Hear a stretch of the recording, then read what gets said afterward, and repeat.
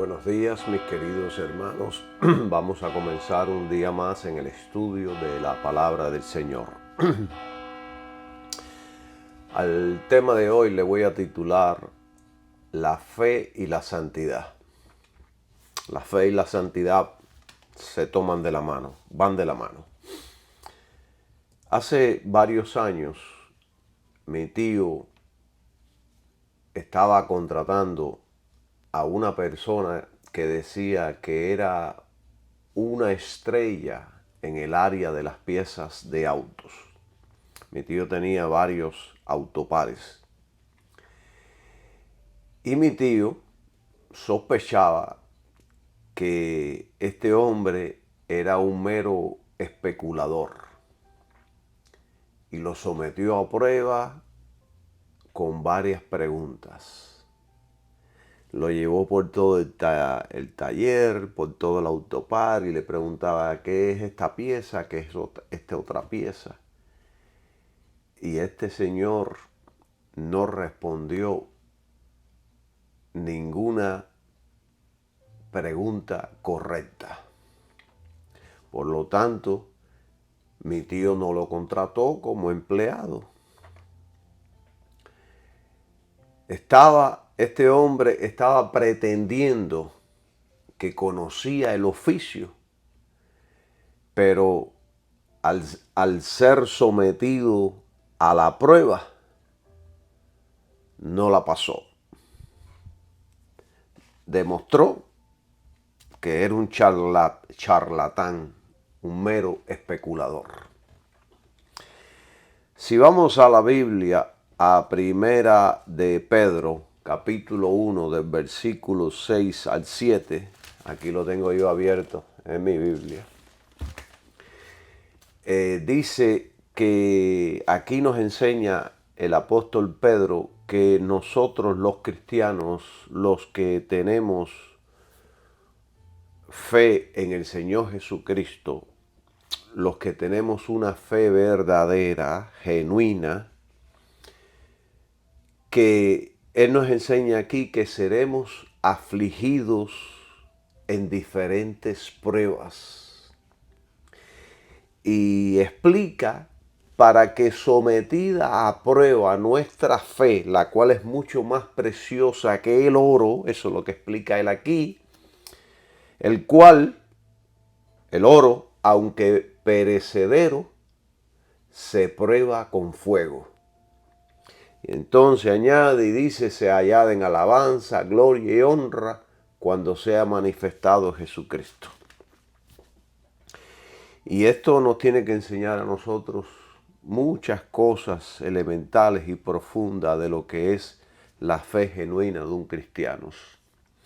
Y en estos versículos se pueden ver varios asuntos. Número 1. En diversas pruebas seremos afligidos. Esta vida, mis queridos hermanos, es un ensayo general para la eternidad. 2. La fe que profesamos en Cristo será sometida a prueba. La fe nuestra en Cristo será probada. Toda fe es probada.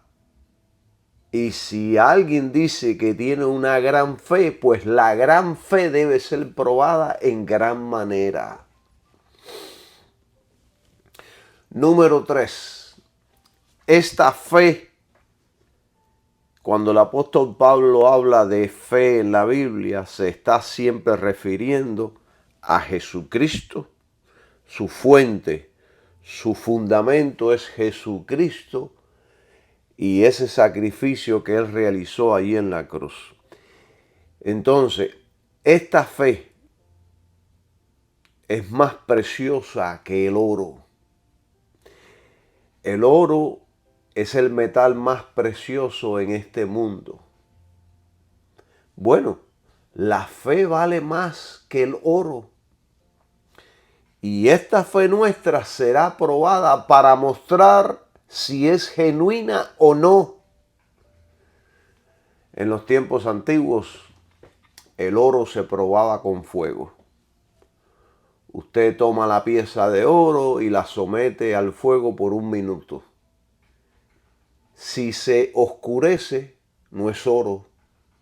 Si brilla más color oro, entonces es oro puro.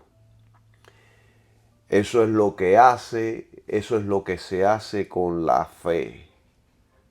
Una vez que su fe es probada, usted va a salir más brillante, más fuerte, será más maduro, crecerá porque pasó la prueba. El oro se prueba con fuego con diversas pruebas que vienen a sus vidas. Su fe en Cristo pasará también por el fuego y eso la va a refinar, la va a pulir, la va a hacer crecer. 5. La fe será aprobada con el fuego de la tentación, con el fuego de las dificultades, las pruebas, etcétera, etcétera. Y siempre la prueba tiene la intención de mostrar la debilidad del vaso. La fe nuestra no es como la del mundo, que está en sí misma y en lo que hacen, sino que nuestra fe está en Cristo y la gran obra del Calvario. Ahí es donde está nuestra fe. Ahí es donde está depositada. No está depositada en nosotros mismos. No está depositada en las cosas que hacemos, sino que nuestra fe está en Jesucristo. Nuestros ojos están en Jesús. Nuestra fe está en esa obra que Él realizó ahí en la cruz del Calvario. Esa es la fe del cristiano. Y número 6, la razón de la prueba. La razón de la prueba de nuestra fe es para purificarla, madurarla y para establecernos firmes en la fe. Para que sea una fe santa, saludable y madura. Y una vez nosotros construimos nuestra casa ahí, nuestra fe ahí, en ese fundamento que es Jesucristo y su obra en la cruz, una vez que estamos ahí cimentados, pueden venir los vientos, pueden venir los malos temporales, pueden dar con esa casa, pero esa casa se mantendrá firme porque está fundada en la roca. Alabado sea el nombre del Señor Jesucristo. ¿Están entendiendo? Pero si los vientos dan contra esa casa y el temporal da con esa casa y esa casa se cae y esa casa queda en ruinas, eso significa que su fe no estaba sólidamente en el Señor Jesucristo. Gloria sea el nombre de Jesús. Quiera Dios que todos ustedes estén comprendiendo estas palabras que yo les estoy hablando. Alabado sea Jesús hoy, mañana y siempre. Miren, si la fe que profesamos no nos impulsa a la santidad, entonces es mera presunción. Si la fe que profesamos no está en el sacrificio de Jesucristo, entonces es una mera religión, al igual que las religiones del mundo. Es cosa, si no está ahí, es cosa mental solamente.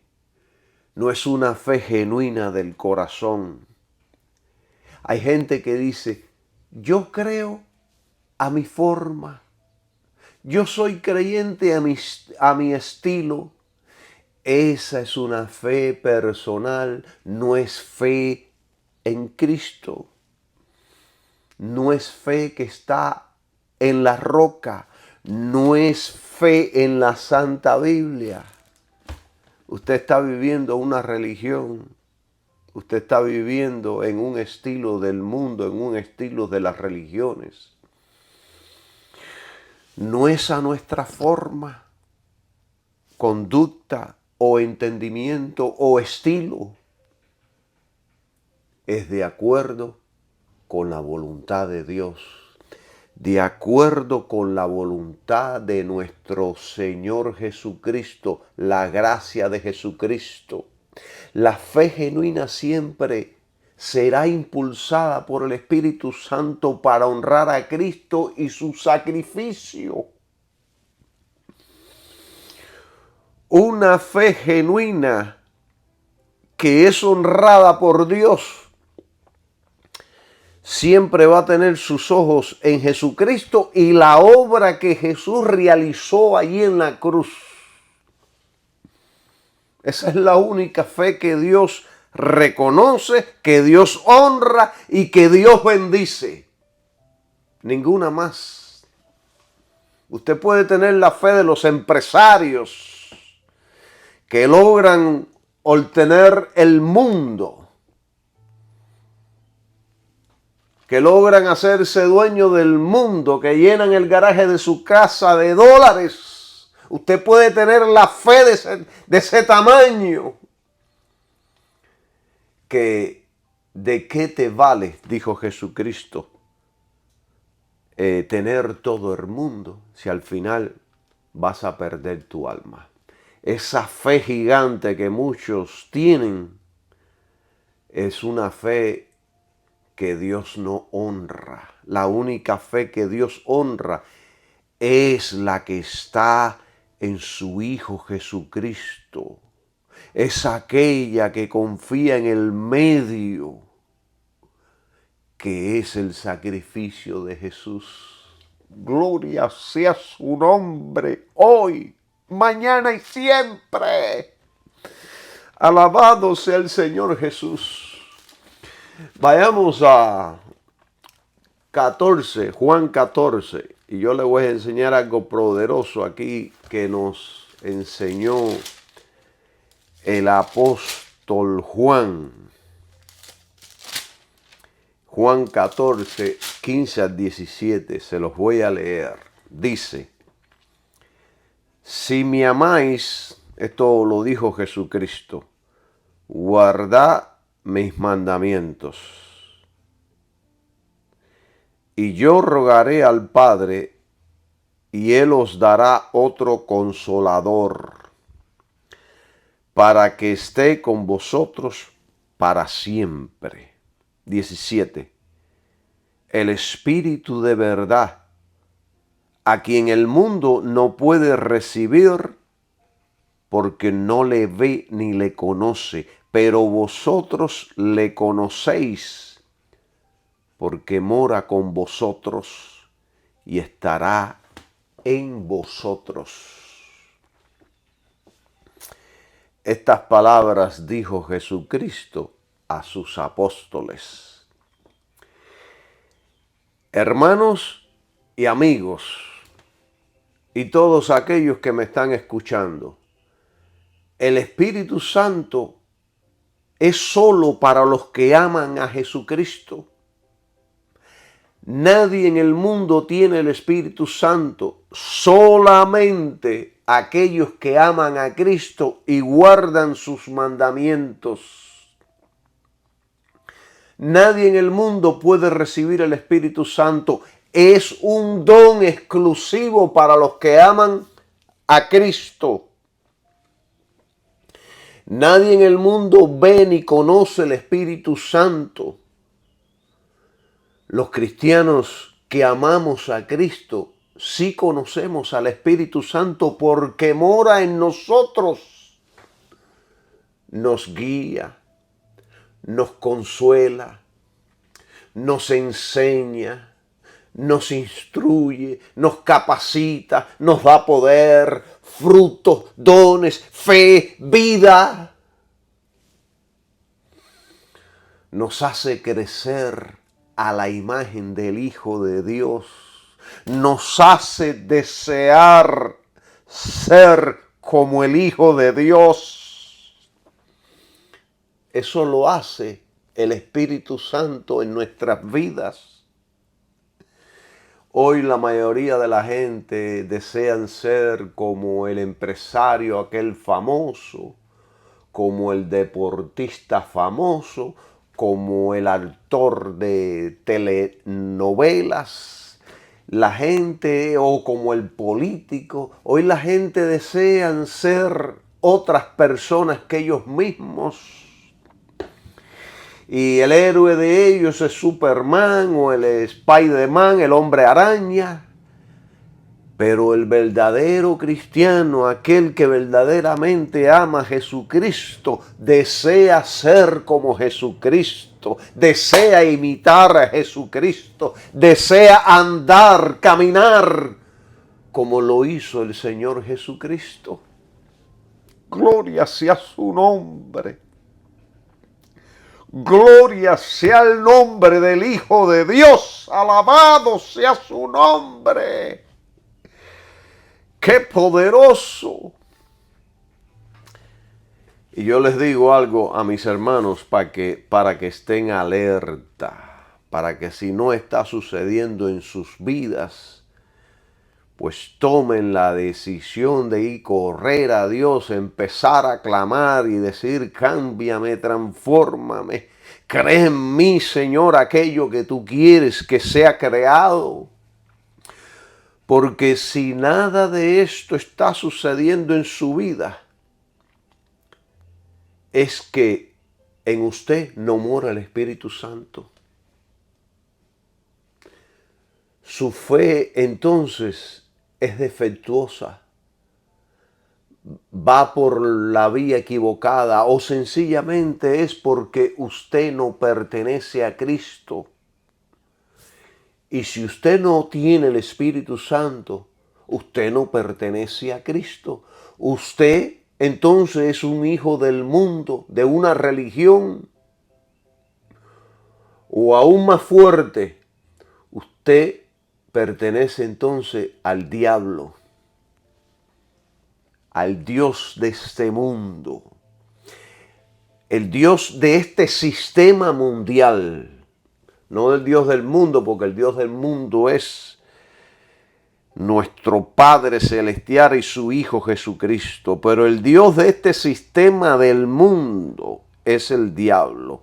Y el que no tiene el Espíritu Santo no pertenece a Cristo. Y si no pertenece a Cristo, pertenece a el Dios de este sistema del mundo.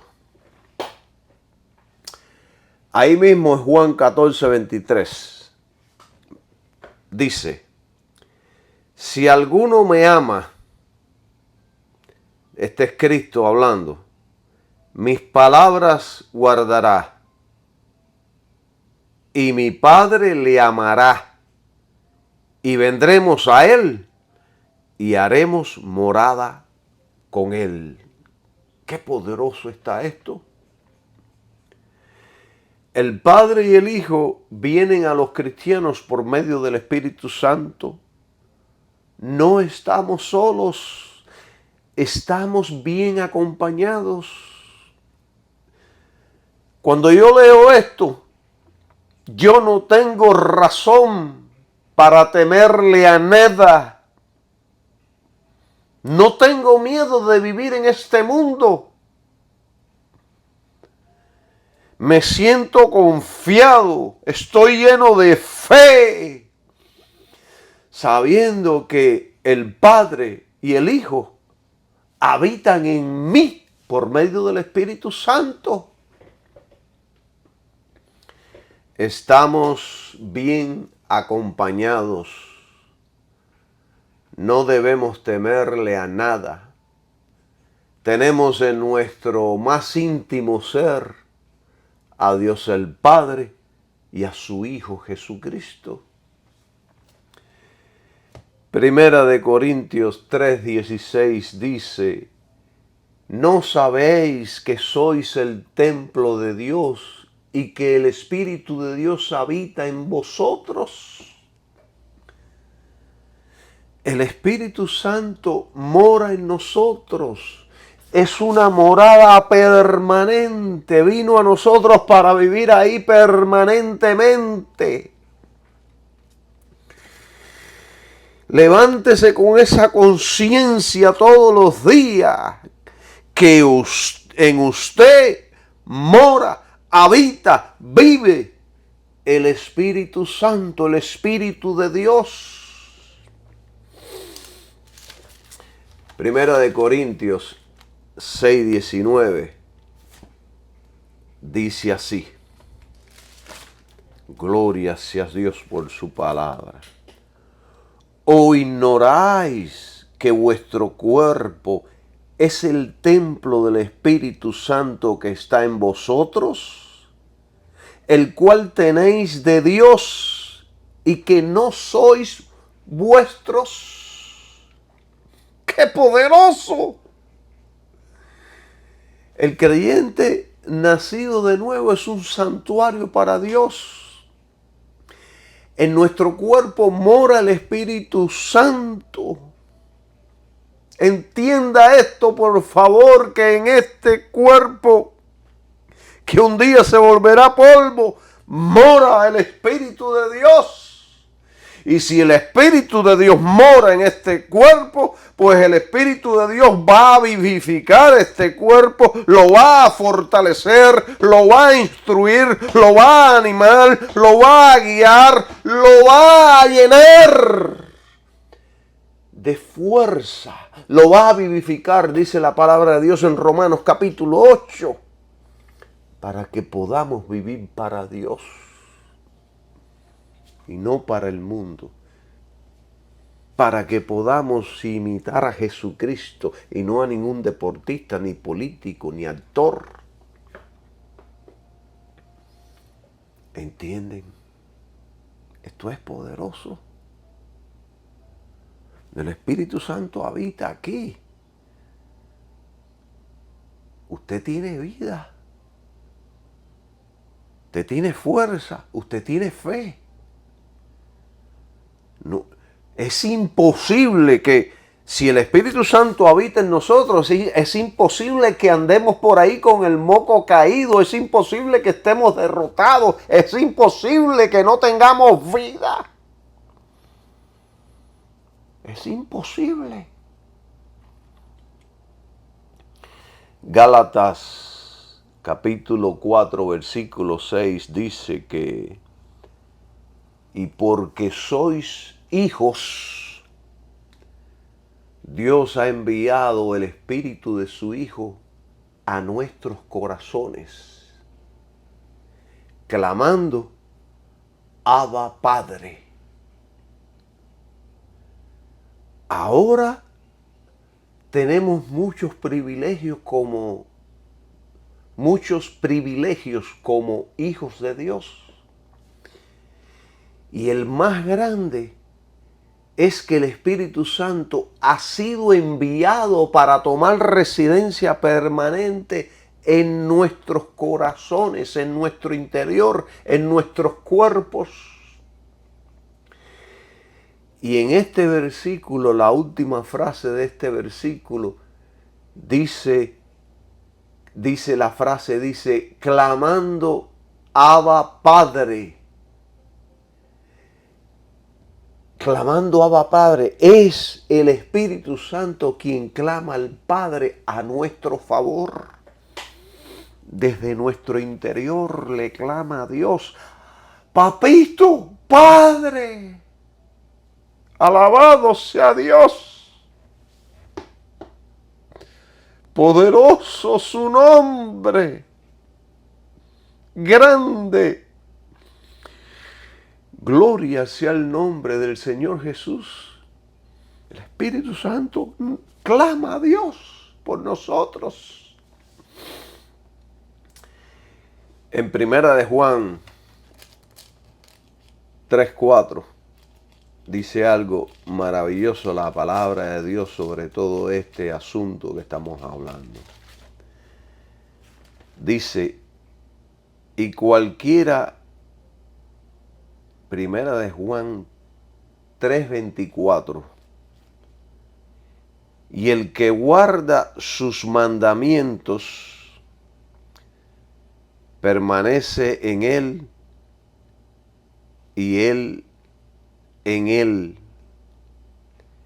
Y en esto sabemos que él permanece en nosotros por el Espíritu que nos ha dado. La última frase. Y en esto sabemos que él permanece en nosotros por el Espíritu que nos ha dado. Ese Espíritu que nos ha dado es el Espíritu Santo. Este conocimiento que tenemos de Él viene del Espíritu Santo. Él da testimonio a nuestro espíritu.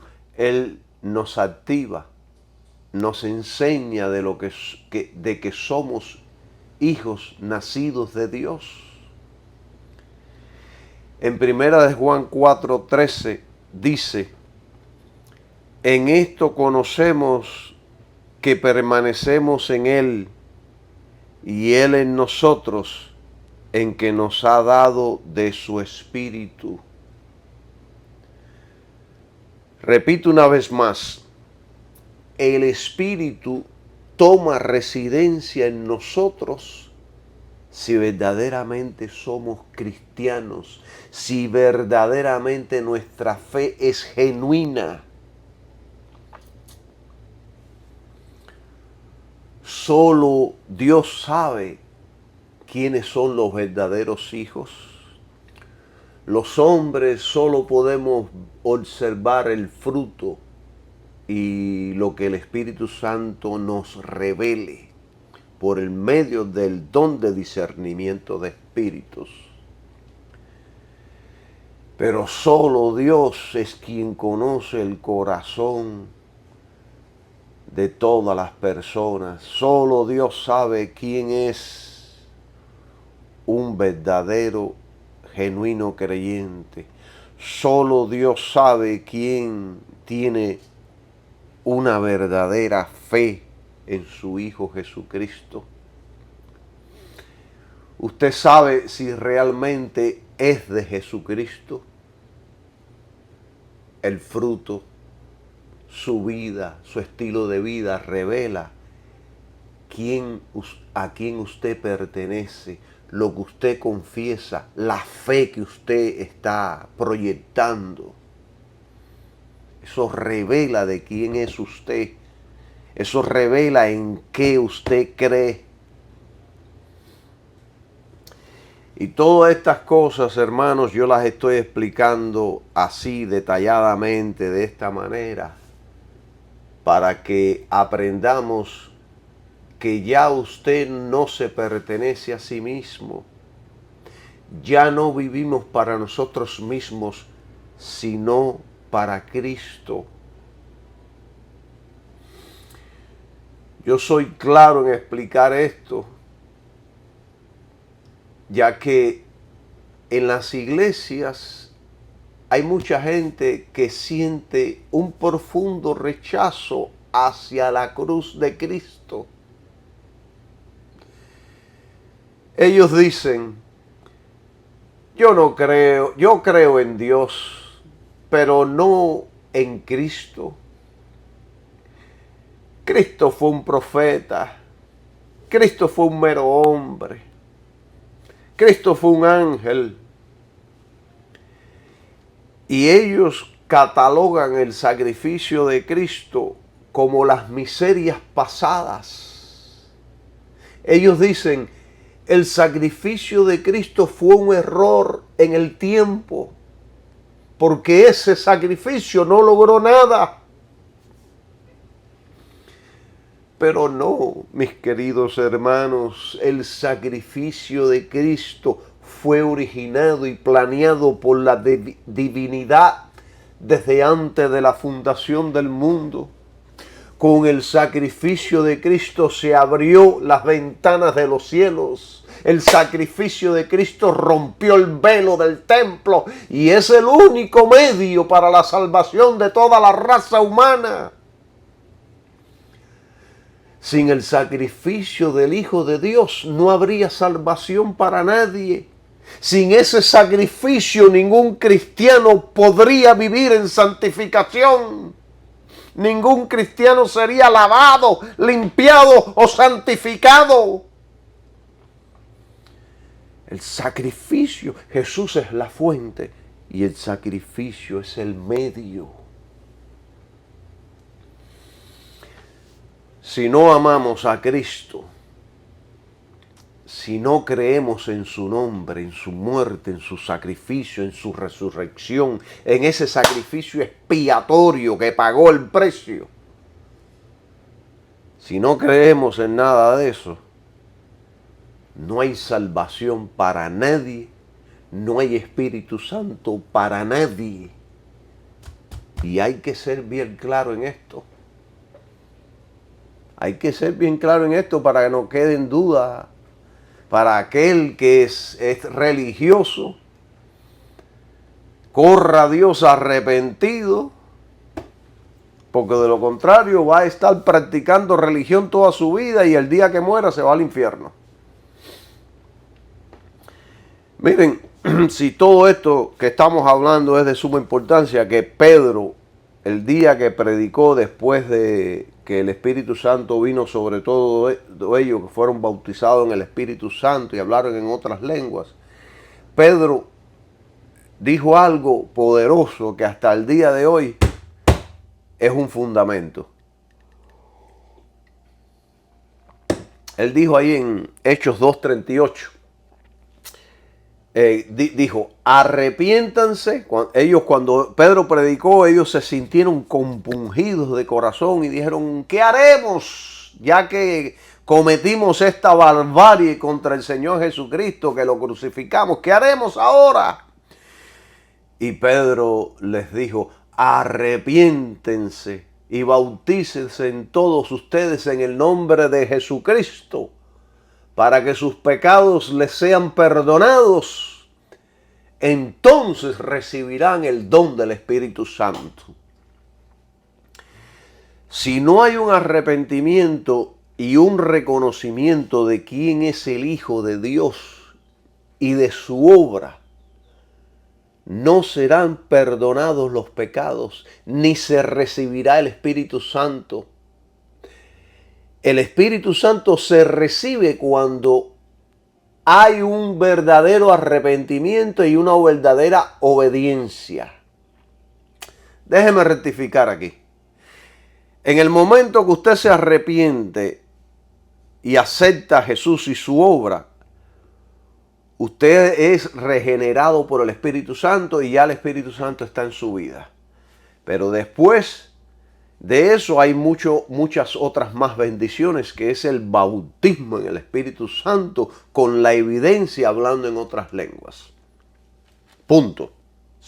Prosigo en el tema. Hechos 5:32 dice así de esta manera.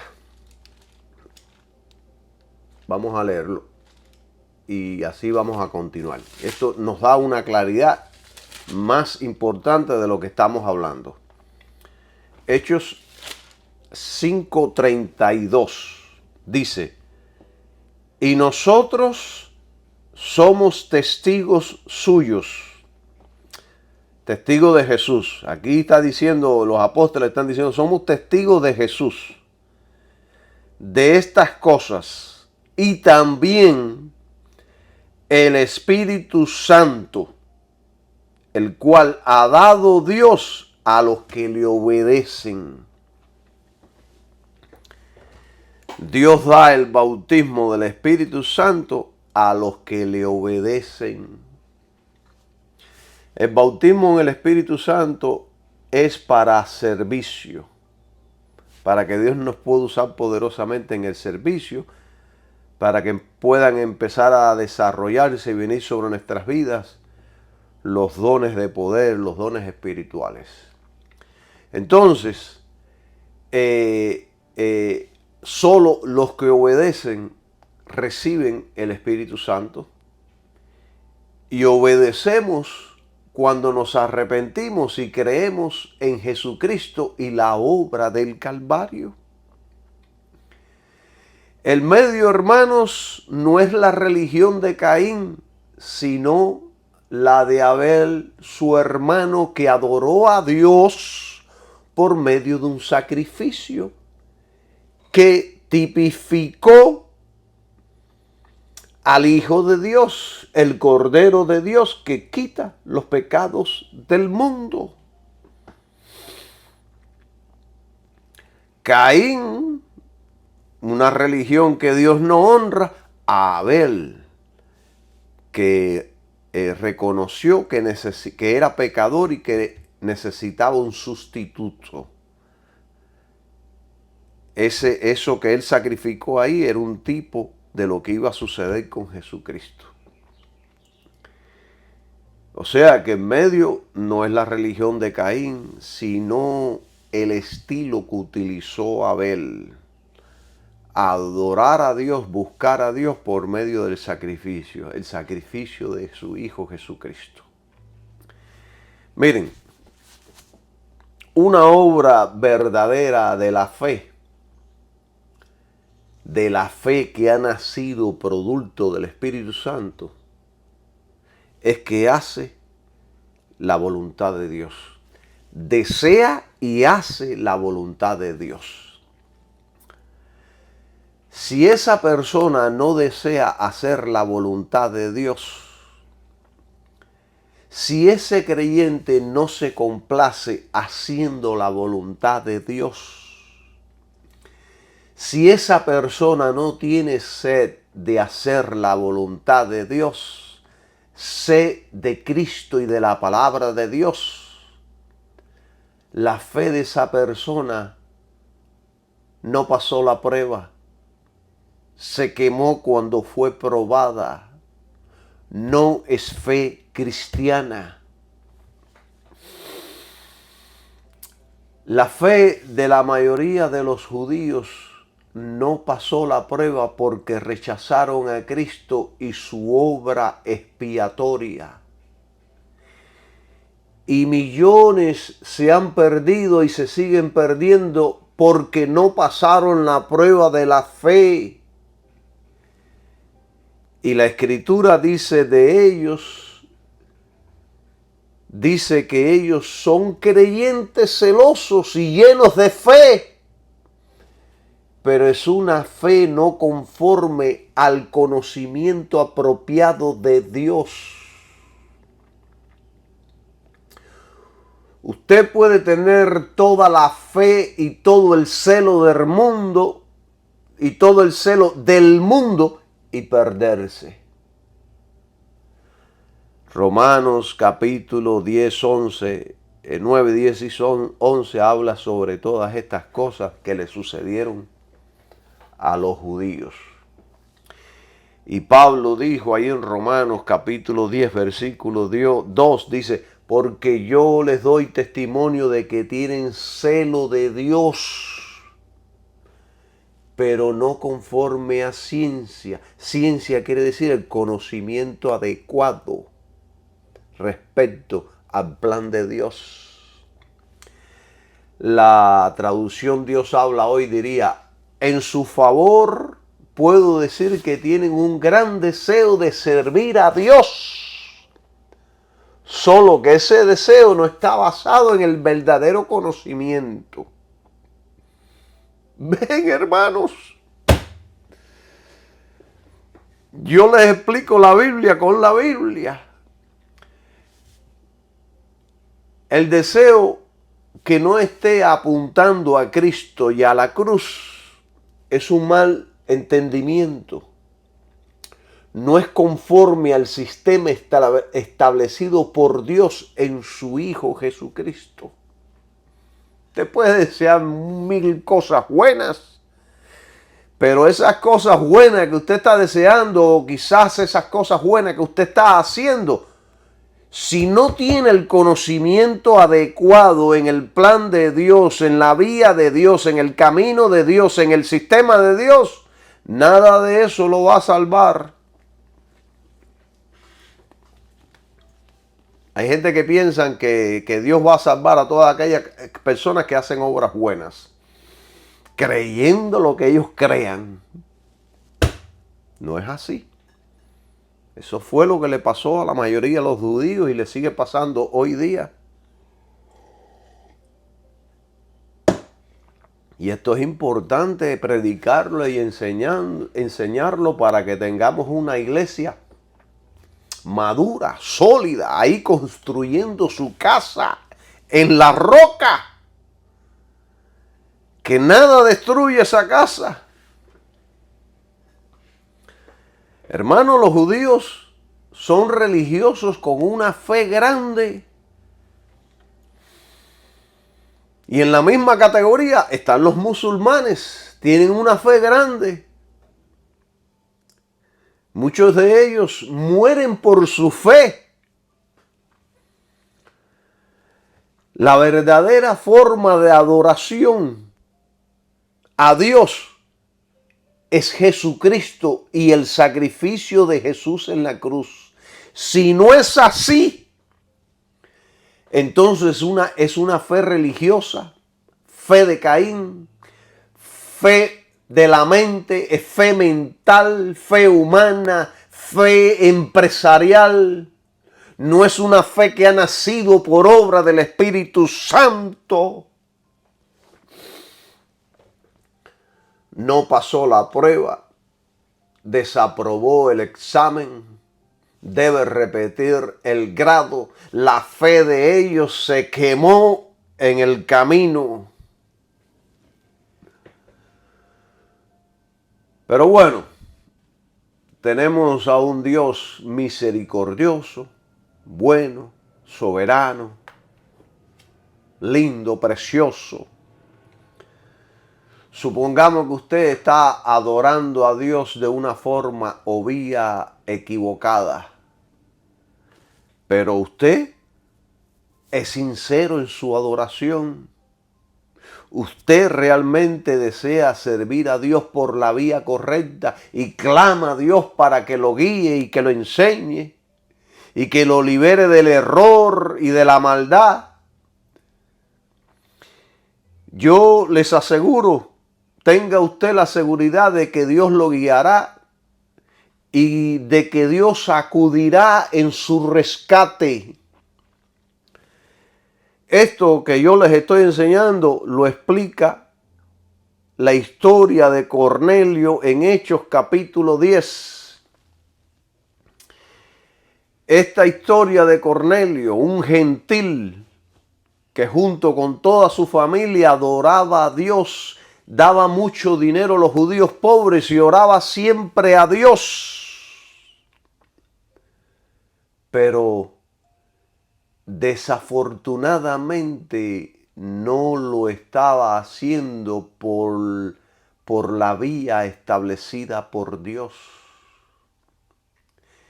Entonces Dios envió un ángel para anunciarle que sus oraciones habían sido oídas y que debía buscar al apóstol Pedro, el cual le indicaría el camino correcto para la salvación.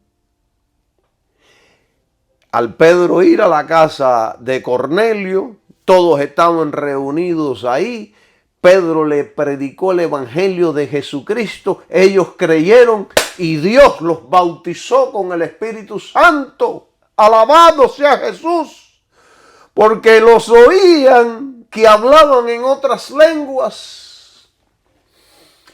Dios es bueno y misericordioso.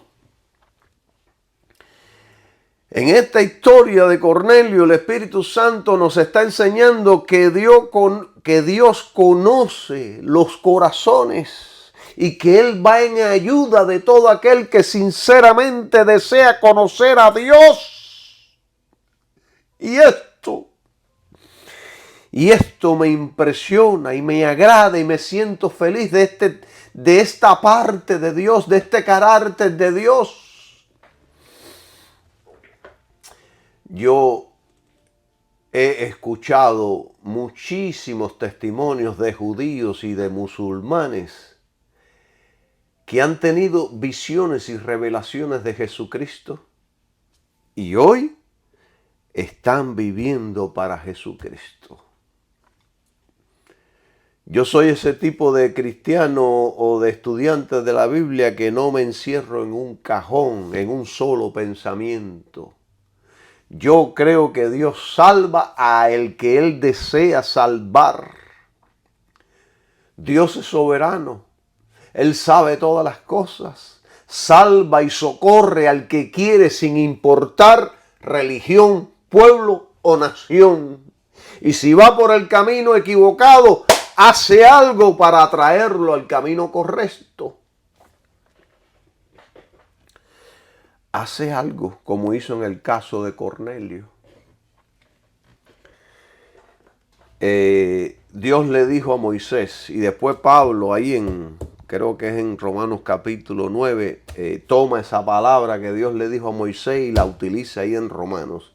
Y Dios le dijo a Moisés, tendré misericordia del que tendré misericordia, y seré clemente para con el que seré clemente. En otras palabras, Dios es soberano en su misericordia. Él no está atado a un libro, teología o religión. Dios es soberano y va a ser misericordioso con el que Él quiera hacer misericordia. Y punto. Entonces, ¿cuál es el propósito de que Dios castigue, de que Dios discipline, de que Dios pruebe la fe? ¿Cuál es el propósito? Yo les expliqué ya para refinar la fe, para hacernos sólidos, para que crezcamos en la roca, etcétera, etcétera. Les expliqué varias cosas, pero ahora yo les voy a explicar directamente donde enseña ese versículo. Nosotros vamos ahí a Hebreos, que habla sobre esto, capítulo 12, versículo 10, y dice así. Dice que aquellos a la verdad por un poco de días nos castigaban, los padres. Déjeme leer más adelante del versículo nuevo, desde el versículo 6 en adelante, del 5 en adelante. 10, Hebreos 12, del 5 en adelante. Y habéis ya olvidado la exhortación que como a hijos se os dirige. Esto es una pregunta. ¿Y habéis ya olvidado la exhortación que como a hijos se os dirige? Hijo mío, no menospreciéis la corrección del Señor, ni desmayes cuando eres de Él reprendido, porque el Señor al que ama castiga y azota a todo aquel que recibe por hijo. 7. Si soportáis el castigo, Dios os trata como a hijos. Porque ¿qué hijo es aquel a quien el Padre no castiga? Pero si estáis sin castigo, del cual todos son hechos partícipes, entonces sois bastardos y no hijos. Por otra parte, tuvimos a los padres de nuestra carne que nos disciplinaban y los reverenciábamos. Pregunta, ¿por qué no debemos mucho mejor, no obedeceremos mucho mejor al Padre de los Espíritus y viviremos? Y aquellos a la verdad por pocos días nos castigaban como a ellos les parecía, mas para lo que nos es provechoso, a fin de que participemos de su santidad. A fin, quiero que pongamos especial atención en la última frase, a fin de que participemos de su santidad. Esto está muy poderoso y vamos a hablar sobre esto.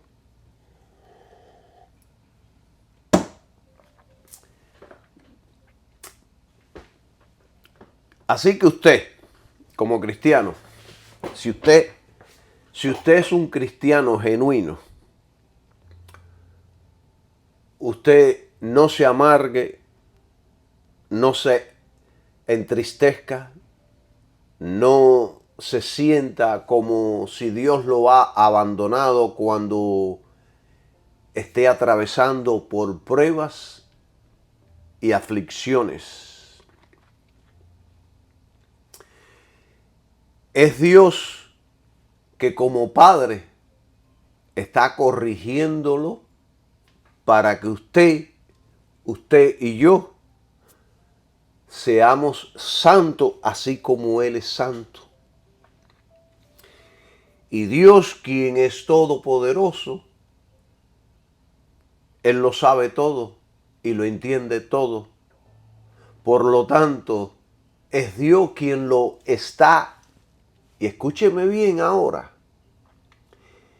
Cuando usted vea todas estas cosas que empiezan a suceder en su vida y usted sabe que usted es un cristiano genuino, que cree en la palabra de Dios, que cree en Cristo, y empiezan a suceder diferentes cosas en su vida, tienen un propósito: pulir su fe, pero además para que participemos de su santidad. Cuando usted vea todo esto significa, usted tiene que entender que Dios lo está permitiendo o produciendo para su bien y para mi bien. Dios está permitiendo esto para mi bien, para formarme, para fortalecerme, para que yo sea cada día más santo. No que usted no es un santo, usted ya es un santo, pero hay actitudes, hay pensamientos, hay inclinaciones, hay palabras, hay miradas que todavía tienen que ser corregidas, y Dios a veces va a utilizar sus medios, los convenientes, los cuales van a trabajar en su vida y en mi vida. No, Dios no tratará con nosotros por igual, le tiene diferentes medios y métodos. Dios lo está permitiendo o produciendo para su bien, para su bienestar como hijo. La aflicción y las pruebas son una indicación de que usted es un hijo y no un bastardo. Un padre solo castiga, corrige y enseña a su hijo, no a los extraños. Por lo tanto, tome todo lo que viene a su vida como lecciones para ser un santo útil al Señor. Yo en mi trabajo los otros días le estuve enseñando a los técnicos, un compañero de trabajo que cometió un error en algo y entonces se estaba culpando por su falta de conocimiento, por su falta de entendimiento. Entonces yo le dije, mira, no te preocupes tanto por eso, porque nosotros los ganadores nunca perdemos. Al contrario, nosotros los ganadores aprendemos lecciones. No lo tomes como una pérdida, tómalo como una lección para no volver a cometer el mismo error. ¡Qué poderoso es Dios! ¿Cómo nos enseña Dios a vivir? Dios no le ha prometido a nadie que será fácil. Al contrario, el Señor Jesucristo dijo de Pablo ahí en Hechos 9:16, dijo, le voy a enseñar, le voy a mostrar cuánto debe sufrir por mi nombre. Y si usted se lee la historia, la vida del apóstol Pablo, por causa de Cristo, sufrió en gran manera. Y yo no tengo el tiempo para darle todos los detalles, pero fue apedreado, maltratado, escupido, lo pusieron en la cárcel, peligros que se enfrentó durante su ministerio por predicar el evangelio. Todo por causa del evangelio. Tuvo que darlo todo y por último dio su vida para el Señor Jesucristo. Ni la corrección, la restricción, la reprensión o la disciplina, ni el castigo son agradables cuando nos están sucediendo. Pero es por los medios que se forman niños y hombres obedientes. Es el medio. Nuestros padres terrenales nos castigaron por un tiempo y lo hacían porque éramos indisciplinados y desobedientes. Nos disciplinaban, nos instruían, nos enseñaban por nuestro bien. ¿Acaso Dios no es más amoroso y misericordioso que nuestros padres? Claro que sí. ¿Acaso nos continuará castigando después que hemos aprendido la obediencia? Ningún padre terrenal castiga si su hijo es obediente, estudioso, educado, disciplinado, menos Dios. Pablo muestra aquí que Dios es un mejor padre que los hombres y no uno peor. El énfasis de Dios es la santidad interna, pero la del hombre es la santidad externa. Hermanos, Dios ve en el corazón. A Dios le interesa el corazón. Dios le dijo al profeta Samuel, en 1 Samuel 16:7, no te fijes en su apariencia ni en su elevada estatura, pues yo lo he rechazado. No se trata de lo que el hombre ve, pues el hombre se fija en las apariencias. Y dijo Dios, pero yo me fijo en el corazón.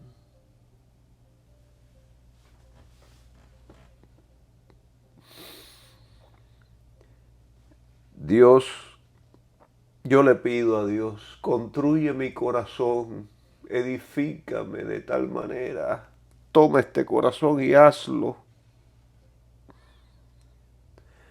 Hazlo de acuerdo a ti, que cuando tú mires mi corazón, te sientas alegre, te agrade el estado de mi corazón. Te lo pido, Dios, en el nombre de Jesucristo. Hazme de tal manera, construye mi vida de tal manera, transfórmame interiormente de tal manera que cuando tú mires a mí, veas a tu Hijo Jesucristo.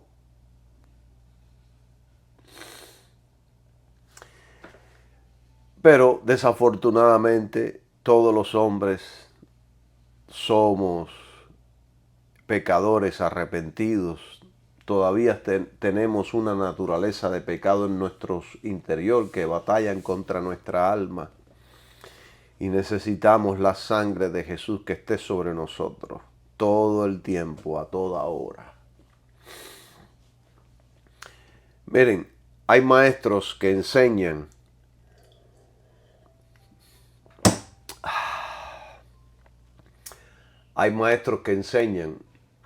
que Dios como un padre, que enseñan de Dios como si fuera un padre blandengue, que es todo amor, suavidad, que todo lo permite, que no toma ninguna medida drástica. Pero no es lo que me enseña la Biblia. La Biblia enseña que Dios es amor. Él es un Padre amoroso. Claro que lo es. Pero por amor, si tiene que destruir, destruye. Si tiene que matar, mata. Y si tiene que cortarle la vida a un hijo suyo aquí en la tierra, lo hace. Si usted es un hijo de él y usted está causando muchos problemas y no está ajustándose al plan de Dios y no aprende la corrección y no aprende disciplina, Dios puede cortarlo y llevárselo para que no se pierda. Y por amor y justicia, si tiene que juzgarlo, lo juzga, porque eso es lo que enseña la Biblia. Porque, hermanos, hago una pregunta: ¿qué padre no disciplina a su hijo? Si usted no disciplina a su hijo, usted es un irresponsable, inmaduro, no tiene carácter y verdaderamente no ama a su hijo. Pero gracias a Dios, Dios es responsable, bueno, justo, santo, sabio. Y Él nos disciplina sabiamente, sabe cómo hacerlo. Nosotros lo hacíamos de la manera que creíamos. Algunos le daban palo a sus hijos, otros chancletazos, otros con una faja, otros insultándolo, lo mejor que pueden hacer. Pero Dios lo hace a la perfección, de la manera adecuada, correcta. Sabe cómo hacerlo. Fue por eso por lo que Jesús dijo de Pablo: le voy a mostrar cuánto debe sufrir por mi nombre. Yo tengo un amigo que es una dulzura de hombre, pero con un defecto en su carácter. Nunca ha corregido a sus hijos, nunca los ha disciplinado, nunca los enseña. Todo lo hace la esposa. Y ella está cansada del carácter de su esposo. Él no es un líder que guía y enseña, sino uno que le da lo mismo. Que salga el sol por el este o por el oeste, no tiene problema con eso.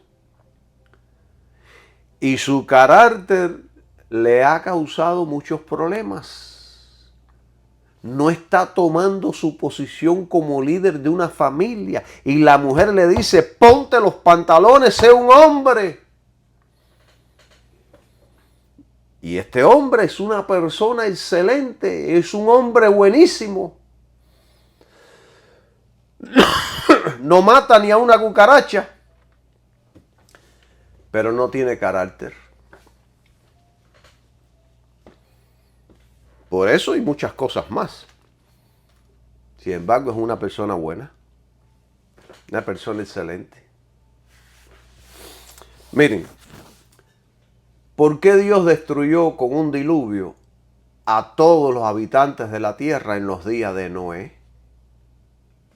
Dios los destruyó, decidió matarlos a todos.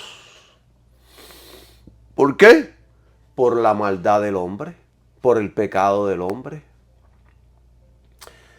Había tanta maldad en esos tiempos que si Dios no hubiera destruido a esa generación, probablemente Noé y su familia no hubieran subsistido.